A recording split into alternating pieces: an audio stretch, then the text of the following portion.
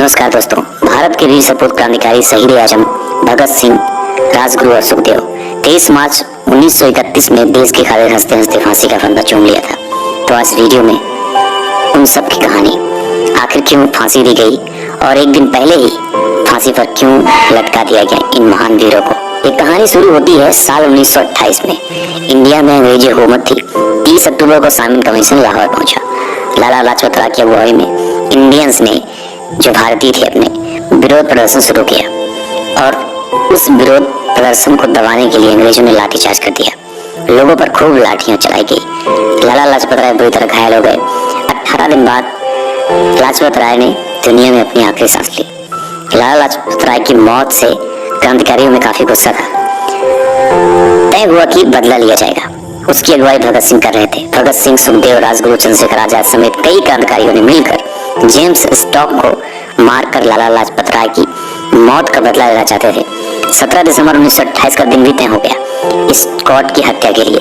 लेकिन गलती से क्या हुआ, स्कॉट के बजाय assistant police John P Saunders क्रांतिकारियों का निशाना बन गए। सैंडर्स जब लाहौर की पुलिस हेडक्वार्टर से निकल रहे थे, तभी भगत सिंह, राजगुरु ने उन पर गोली चला दी। सैंडर्स की हत्या के बाद दोनों लाहौर से निकल गए।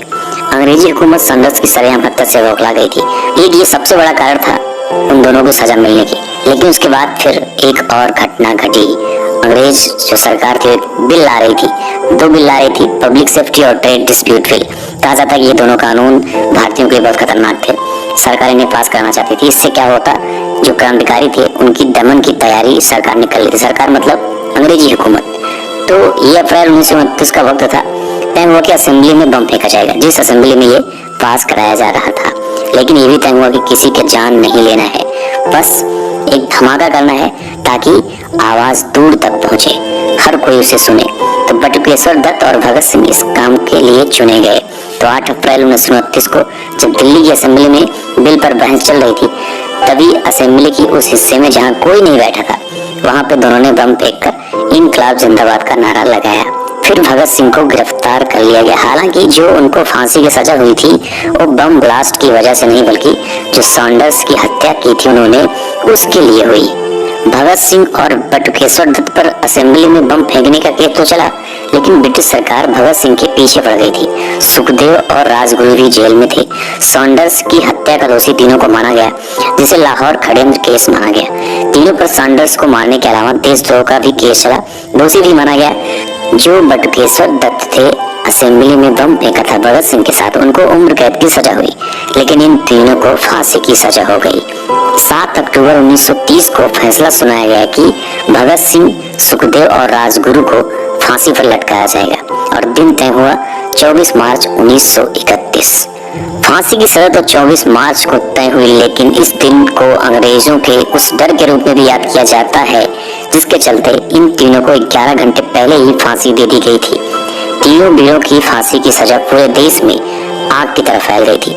जिसके बाद फांसी को लेकर जिस तरह से प्रदर्शन और विरोध जारी था, उससे अंग्रेजी सरकार डरी हुई थी, जिसका नतीजा रहा कि भगत सिंह, सुखदेव और राजगुरु को चुपचाप तरीके से तय तारीख से एक दिन पहले ही फांसी दे दी गई थी। लेकिन भगत सिंह चाहते थे कि उनको फांसी दे दी जाए, क्योंकि वो चाहते थे कि एक युवा इतने कम उम्र में जब फांसी पर लटकेगा, वो भी खुशी खुशी इस देश के लिए, तो देश के अन्य युवाओं में एक जोश पैदा होगा, एक जागरूकता आएगी और एक गुस्सा होगा। इस वजह से भगत सिंह भी ये चाहते थे कि उनको फांसी हो, इसीलिए वो हंसते हंसते फांसी पर चढ़ भी गए थे। जिस वक्त भगत सिंह जेल में थे, उन्होंने कई किताबें पढ़ी थी। 23 मार्च 1931 को शाम करीब 7:35 पर बताते हैं कि भगत सिंह और उनके दोनों साथी सुखदेव, राजगुरु को फांसी दे दी गई थी। फांसी पर जाने से पहले वे लेनिन की जीवनी पढ़ रहे थे। भगत सिंह को जब जेल के अधिकारियों ने सूचना दी कि उनकी फांसी का समय आ गया है, तो उन्होंने कहा था कि ठहरिए, पहले एक क्रांतिकारी दूसरे से तो मिल ले। उस वक्त तो लेनिन के बुक पढ़ रहे थे। फिर 1 मिनट बाद किताब छत की ओर उछाल कर बोले, ठीक है अब चलो। फांसी पर जाते समय भगत सिंह, सुखदेव और राजगुरु तीनों मस्ती में गा रहे थे कि मेरा रंग दे बसंती चोला, मेरा रंग दे बसंती चोला, और हंसते हंसते ऐसे ही तीनों फांसी के फंदे पर झूल गए। तो ये थी इन तीनों महान वीरों की गाथा। कहानी अगर अच्छी लगी तो वीडियो को लाइक करना, और जो लोग नए हो चैनल को सब्सक्राइब करके बेल आइकन जरूर प्रेस करना। तो मिलते हैं ऐसी किसी अन्य वीडियो के साथ, तब तक के लिए जय हिंद, जय भारत।